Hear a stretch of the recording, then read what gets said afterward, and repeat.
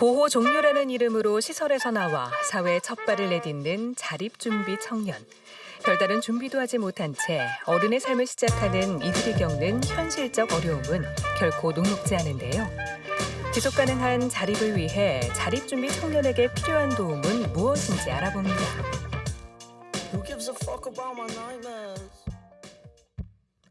대전시 중구. 어느 20대 청년들과 다를 바 없는 애뜬 외모의 김유진 씨. 그녀는 여성 쉼터의 도움을 받다 3년 전 홀로서기에 나선 자립준비 청년입니다. 여성 비밀 쉼터였었거든요.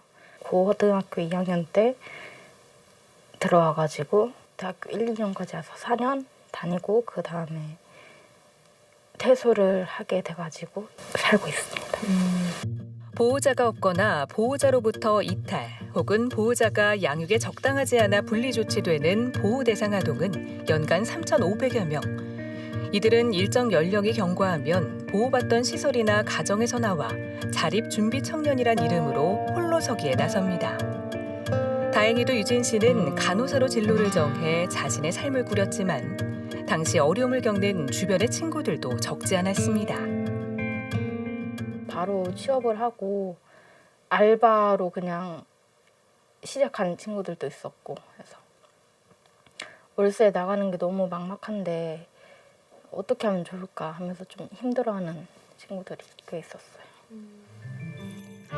유진 씨도 자립정착금 500만 원을 손에 쥐고 세상 밖으로 나왔는데요.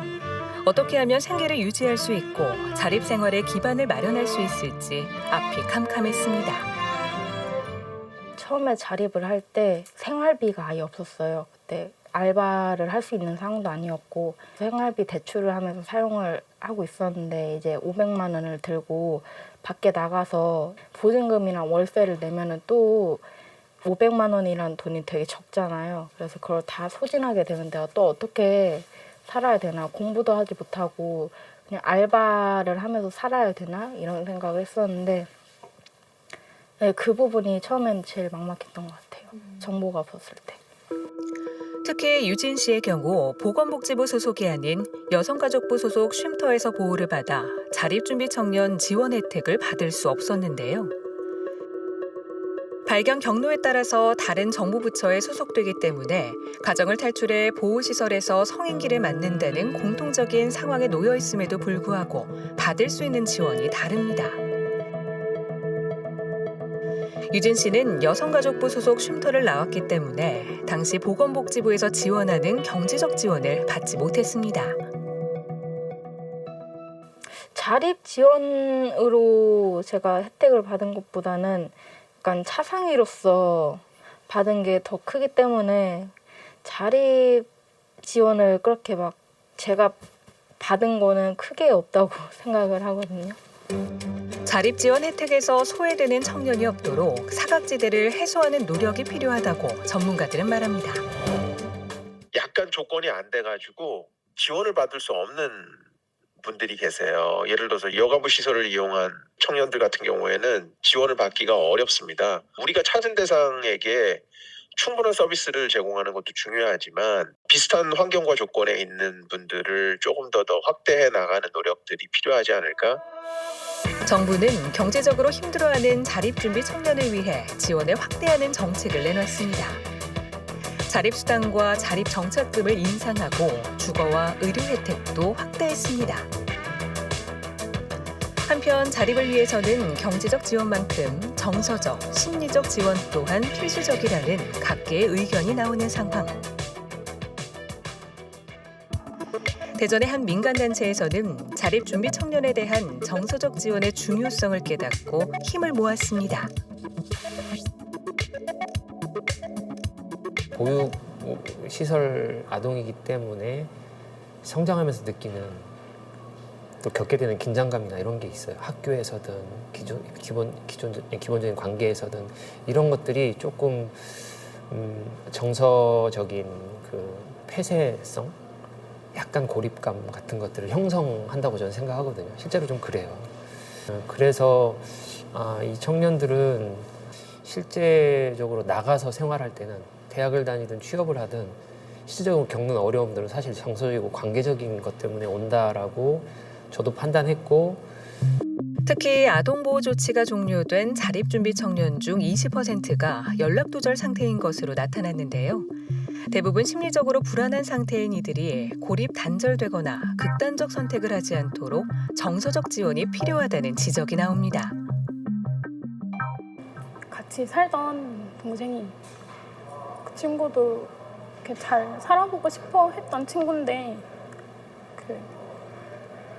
그냥 돈을 벌러 다른 지역에 갔다가 그냥 뭔가 관계적으로 힘들었나 봐요. 그 친구 부고 소식 듣기 한 이틀, 3일 전에 여러 사람들한테 전화를 돌렸대요. 나 대학 가고 싶다고. 근데 지금 생각해보면 그게 그냥 걔 SOS지 않았을까. 근데 걔 주변엔 그런 게 없었나 봐요. 지자체별로 뭐 편차는 있지만 10%에서 뭐 30% 정도 연락 두절된 그런 자립준비 청년들이 있습니다. 이분들은 굉장히 건강할 수도 있고요. 진짜 고립 은둔에 빠졌을 수 있는데 누구도 몰라요. 그러니까 이런 분들을 찾아내는 노력들이 좀 필요한 거죠. 사회 경험이 취약하고 의지할 가족이 없는 자립준비 청년들은 사회 속에서 생계와 관련된 일에 직접 부딪히며 어려움을 경험하게 되는데요. 유진 씨가 버틸 수 있었던 것도 주변 사람들의 도움 덕분입니다. 일단 제 고등학교 담임 선생님께서 금전적으로도 도와주시고 정서적으로도 도와주시고 아직도 한 번씩 만나서 같이 식사도 하면서 얘기 나누고 그러거든요. 그분이랑 멘토 멘티 제도가 있어요. 그 멘토 선생님을 제가 소개를 받아서 한 번씩 또 식사하면서 얘기 나누고 이렇게 약간 정서적으로 상담하면서 교류하는 게 도움이 많이 됐던 것 같아요. 한 달에 한 번 멘토 선생님을 찾는다는 유진 씨.